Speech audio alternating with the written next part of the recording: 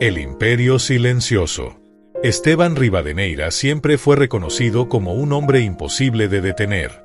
Para muchos era un símbolo de éxito, un referente en el mundo empresarial, un caso de estudio, el tipo de persona que parecía tener la vida completamente resuelta. Pero pocos sabían que detrás de esa imagen impecable había un ser humano que se sostenía con hilos desgastados. Su vida pública era brillante, conferencias en diferentes países, portadas de revistas financieras, entrevistas donde hablaba de liderazgo y visión. A sus 41 años, su nombre aparecía en los rankings de empresarios más influyentes de Latinoamérica. Su conglomerado tenía sedes en Bogotá, Ciudad de México, Miami y Madrid. Miles de empleados dependían de su visión. Pero su vida privada era un campo de ruinas. Esteban se había convertido en un experto en esconder heridas. Desde niño veía el cansancio en los ojos de sus padres. Su madre, Rosa, trabajaba en 3 casas a la vez limpiando pisos y lavando ropa para sostener el hogar. Su padre, Samuel, era mecánico, pero su taller siempre estaba al borde del cierre por falta de clientes. Desde pequeño escuchó la frase que marcaría toda su existencia: si no trabajamos hasta rompernos, no comemos. Esteban absorbió esa idea como una ley sagrada y decidió que él jamás pasaría hambre. Pero también decidió, inconscientemente, algo más oscuro: que valía solo por lo que lograba. Ese pensamiento fue su combustible y su destrucción. Durante sus primeros años como emprendedor, Esteban era apasionado, creativo y lleno de energía. Pero a medida que su empresa crecía, él comenzó a sentir una ansiedad profunda por el control. Nada podía fallar, nada podía moverse sin él, nada podía cambiar si no lo aprobaba. Se convirtió en prisionero de los resultados, obsesionado con no perder jamás. Con los años, su matrimonio con Lucía, la mujer que lo acompañó desde antes de que fuera alguien, empezó a deteriorarse. Ella intentó mantenerse a su lado, comprenderlo, ser paciencia cuando él era tormenta, pero Esteban no la veía. Su mente estaba siempre en otro lugar, en reuniones, en contratos, en números, en problemas futuros que aún no existían. Su hijo, Santiago, creció sin saber cómo era un almuerzo familiar con su padre.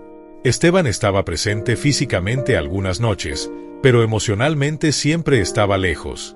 Dormía poco, comía rápido, pensaba demasiado, sentía casi nada. Su corazón había cambiado de dirección, había dejado de pertenecer a su familia y ahora pertenecía a su propio miedo al fracaso. Pero la vida, que jamás deja las heridas sin abrir, tenía un plan. Todo comenzó con una llamada a las 3 de la mañana. Una de sus empresas más grandes, una de tecnología, estaba enfrentando un ataque cibernético. Se habían comprometido datos sensibles. Los inversionistas estaban desesperados. El equipo técnico no sabía qué hacer. Esteban saltó de la cama y se lanzó al caos. Pasó más de 48 horas sin dormir, bebiendo café como un adicto, gritando órdenes, insultando a quienes no respondían a su velocidad, tomando decisiones desde el pánico. El tercer día, algo dentro de él se apagó. Primero sintió que el aire se volvía pesado. Luego su corazón empezó a latir descontrolado. Sus manos temblaban, su visión se nubló. Y de pronto cayó al piso como un árbol viejo que por fin cedió al peso de sus propias ramas. Su equipo lo encontró inconsciente. Lo llevaron al hospital. Los médicos fueron contundentes. Su cuerpo colapsó por estrés extremo. Si continúa así, no llegará a los 45. A Esteban nunca lo había aterrorizado una junta directiva, ni una crisis financiera, ni una negociación tensa. Pero esto era distinto. Por primera vez en años sintió miedo genuino. Miedo a morir sin haber vivido. Miedo a dejar a su hijo sin padre. Miedo a darse cuenta de que había corrido tanto para encontrarse vacío. Esa noche, Lucía lo visitó. Ya no lloraba. Había pasado de la tristeza a la resignación. Se sentó frente a él y dijo: Esteban, no puedo seguir sintiendo que te perdí hace años mientras sigues vivo. No puedo seguir criando sola a nuestro hijo mientras tú te destruyes. Te amo, pero no puedo seguir así. No levantó la voz. No amenazó. No suplicó. Solo dijo la verdad. Y esa verdad atravesó a Esteban como un cuchillo. Cuando ella salió de la habitación, él se quedó mirando el techo blanco, preguntándose cómo había llegado tan lejos del niño que una vez soñó con tener una familia unida. Después de salir del hospital, Esteban tomó una decisión improbable para un hombre como él. Desapareció. Pidió un mes de licencia. Desconectó teléfonos, correos, todo. Subió a su camioneta y se fue a una finca que había heredado de su padre, un lugar al que no iba desde adolescente. Allí, en medio de las montañas, encontró a un vecino que vivía en la casa de al lado, Mateo Herrera, un hombre mayor, silencioso, que pasaba sus días leyendo, caminando y cuidando un pequeño huerto. Esteban lo conoció por accidente, cuando salió a trotar y se desorientó en un sendero. Mateo lo encontró sentado bajo un árbol, respirando con dificultad. «No estás cansado», le dijo el hombre con voz serena. «Estás roto». Esteban lo miró sorprendido. Mateo tenía una calma que desarmaba a cualquiera. «¿Tú quién eres?», preguntó Esteban con tono defensivo. «Alguien que dejó de pelear con la vida», respondió el viejo. A Esteban esas palabras le sonaron absurdas, incluso irritantes. Pero había algo en la mirada de Mateo, algo que él no tenía: paz. Mateo lo invitó a su casa. Le dio agua. Le ofreció una silla. En las paredes había libros de filosofía, historia, arte. Esteban hojeó uno y vio una frase subrayada. «No es lo que te sucede, es cómo reaccionas a ello». Epicteto. Mateo notó su expresión. «Veo que tenés hambre», dijo. «¿De comida?», preguntó Esteban. El viejo sonrió. «No». «De silencio». Durante los días siguientes, Esteban comenzó a visitarlo. Al principio solo hablaban de cosas simples, del clima, del campo, de recuerdos sueltos. Pero poco a poco, Mateo comenzó a enseñarle algo que cambiaría su vida: la filosofía estoica. No como teoría, no como ideas abstractas, sino como una forma de vivir. El mundo, decía Mateo, siempre va a tratar de sacudirte. Pero vos no tenés que permitir que entre en tu mente. No controlás si la gente te critica. Controlás si te afecta. No controlás la economía. Controlás tu reacción ante ella. No controlás la muerte. Pero sí la forma en que vivís.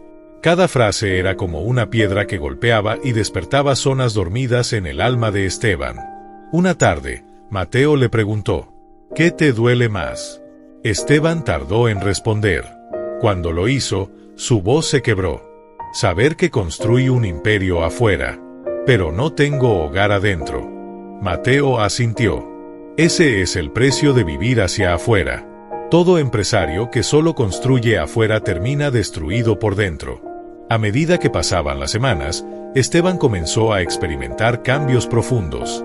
Empezó a meditar al amanecer, a escribir sus pensamientos, a observar sin juzgar. Descubrió que toda su vida había perseguido el control, cuando la esencia del estoicismo era exactamente lo contrario: aceptar lo que no se puede controlar y actuar sobre lo que sí depende de uno mismo. Se dio cuenta de que había vivido para complacer, impresionar, demostrar, y que jamás había vivido para estar presente. Un día, Esteban estalló en lágrimas frente a Mateo. Lloró por su padre fallecido, por su madre trabajando hasta el cansancio, por su matrimonio roto, por su hijo que casi no conocía, por él mismo, por haber corrido detrás de un mundo que no lo amaba. Mateo lo abrazó como un padre. «No estás perdiendo todo, Esteban. Estás empezando». Cuando regresó a la ciudad, ya no era el mismo hombre. Lo primero que hizo fue visitar a su hijo. Santiago lo miró con desconfianza. No entendía ese abrazo largo, sincero, torpe, pero lo sintió verdadero. Luego visitó a Lucía. Se disculpó sin excusas, sin máscaras, con verdad. Le dijo que si ella decidía no volver, lo entendería, pero que él iba a trabajar para ser un hombre digno del amor que ella le dio tantas veces. Lucía lloró, no porque él volviera, sino porque por fin entendía que se había encontrado a sí mismo. La prueba final llegó cuando su conglomerado enfrentó una crisis financiera brutal. Su equipo temblaba. Los inversionistas exigían decisiones rápidas. Los medios anunciaban su caída inevitable. Pero Esteban recordó: el sabio no pide que la tormenta pare, solo se convierte en alguien capaz de navegarla. Y tomó decisiones firmes, sin miedo, sin ego, sin ansiedad. Vendió empresas que ya no aportaban, protegió empleos, rediseñó procesos, apostó por innovación y lideró desde la serenidad. Los resultados sorprendieron a todos. La empresa no solo sobrevivió, creció. Y Esteban se convirtió en un referente mundial, no por su dinero, sino por su mente. Años después, Esteban visitó a Mateo por última vez. El viejo ya estaba delicado de salud. «Gracias por rescatarme», dijo Esteban. Mateo sonrió con debilidad. «Yo no te rescaté. Vos te recordaste. Yo solo te señalé el camino». «¿Cuál camino?», preguntó Esteban. El viejo cerró los ojos suavemente y respondió: «El único que vale la pena. El que va hacia adentro». Mateo falleció días después, pero su legado vivió en Esteban, en su familia, en su empresa, en miles de personas que escucharon su historia. Y Esteban, aquel hombre que una vez quiso conquistar el mundo exterior, terminó conquistando el mundo interior. Al final aprendió la palabra clave del estoicismo: invencibilidad. No porque no caes, sino porque nadie puede arrebatarte tu paz.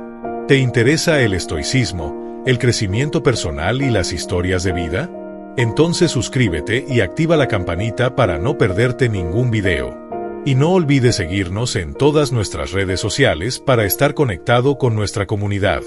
Únete a la familia de Historias Estoicas.